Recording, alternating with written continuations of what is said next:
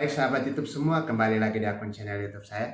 Jangan lupa ya tonton videonya sampai selesai, klik like, subscribe, dan nyalakan tanda lonceng.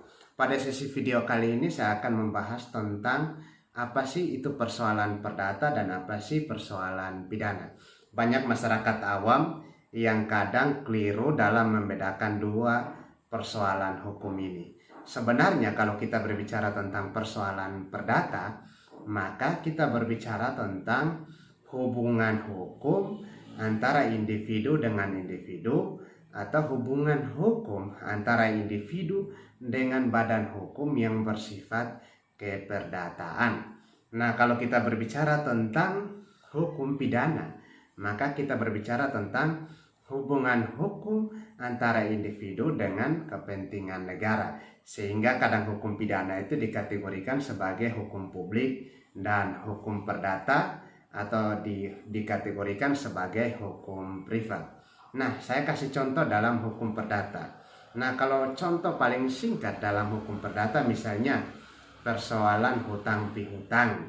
Itu yang pertama, misalnya persoalan ingkar janji atau persoalan wan prestasi. Misalnya persoalan perjanjian, ketika perjanjian itu dibuat namun salah satu pihak tidak menepati perjanjian itu, maka dikategorikan sebagai persoalan perdata. Nah, bagaimana dengan hukum pidana? Hukum pidana itu misalnya contoh gini, kasusnya penipuan, pencurian. Nah, itu hubungan hukumnya antara subjek hukum individu dan negara. Nah, pihak korban di sini diwakili oleh negara.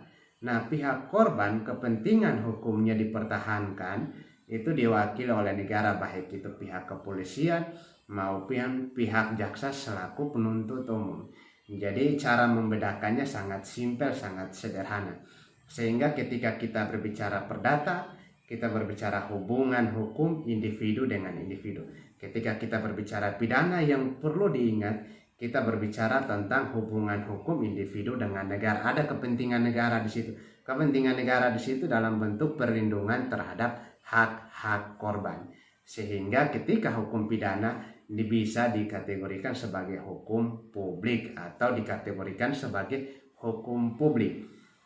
Nah, dalam persoalan perdata untuk membedakan kedua tahap ini cukup lihat saja. Kalau misalnya perdata yang dilihat pertama adalah perbuatannya itu siapa dengan siapa. Ketika ada individu dengan individu atau individu dengan badan hukum, kita lihat lagi perbuatannya dalam bentuk perbuatan melawan hukum apa. Misalnya ingkar janji, perjanjian, atau wan prestasi. Nah, kadang saya menjelaskan wan prestasi pasti orang bingung. Wan prestasi itu sebenarnya ingkar janji, melakukan sesuatu, artinya berjanji melakukan sesuatu, memenuhi suatu prestasi, tetapi tidak terpenuhi. Atau misalnya memenuhi suatu prestasi atau membuat suatu perjanjian. Misalnya gini loh, saya membuat perjanjian beli mobil secara kredit. Dalam perjalanan waktu, perjanjian kredit saya berlaku selama 2 tahun. Ketika saya melakukan tunggakan, maka saya dikategorikan sebagai wan prestasi. Artinya itu perjanjian yang bersifat tertulis. Nah, atau misalnya gini, saya bersifat sewa menyewa. Paling sederhana lah dalam hukum perdata yang banyak terjadi itu sewa menyewa mobil. Misalnya saya sewanya contoh 300.000, tapi dalam perjanjian saya sewa 300.000, ternyata saya bayar 200.000. Berarti saya sebagai kategori wan prestasi. Atau misalnya saya sewanya 1 hari tapi saya lewat waktu, artinya saya juga dikategorikan sebagai perbuatan wan prestasi.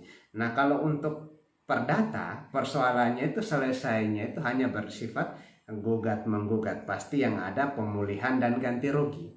Tapi kalau persoalan pidana bersifat laporan maupun aduan yang endingnya pada penegakan sanksi pidana dalam bentuk hukuman pidana penjara atau pidana denda. Nah, sehingga ending dari hukum perdatanya hanya bersifat ganti rugi atau pemulihan. Ending dari hukum pidana atau persoalan pidana bersifat kurungan, pidana penjara atau pidana denda. Itu yang sangat spesifikasi, sehingga ketika dalam melakukan membedakan antara perdata dan pidana, nah bagaimana cara melakukan atau istilahnya membedakan lagi hal yang lain. Contoh kalau perdata, kita ingin menuntut hak kita, kita mengajukan gugatan. Ya kan? Ketika perdata kita ingin menuntut hak kita untuk kembali, kita ajukan gugatan ke pengadilan.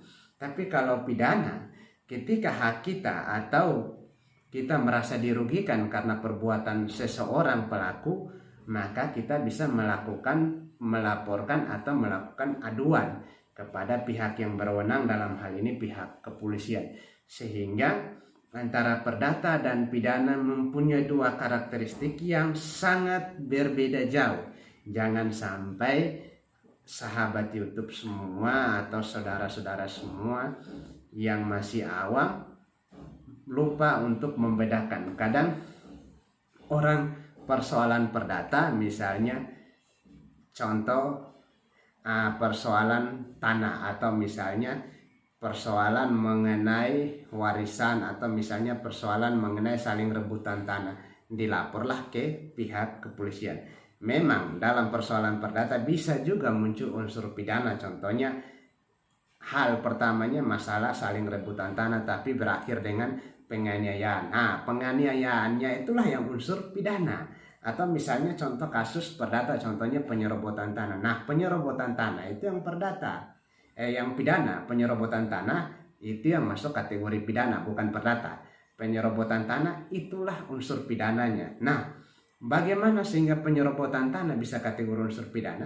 Berarti dalam perdatanya harus dibuktikan dulu sengketa kepemilikan, atau minimal lah ketika ada laporan penyerobotan tanah, minimal bukti awal sebagai petunjuk, yaitu sertifikat hak milik sebagai pengakuan negara tentang hak keperdataannya.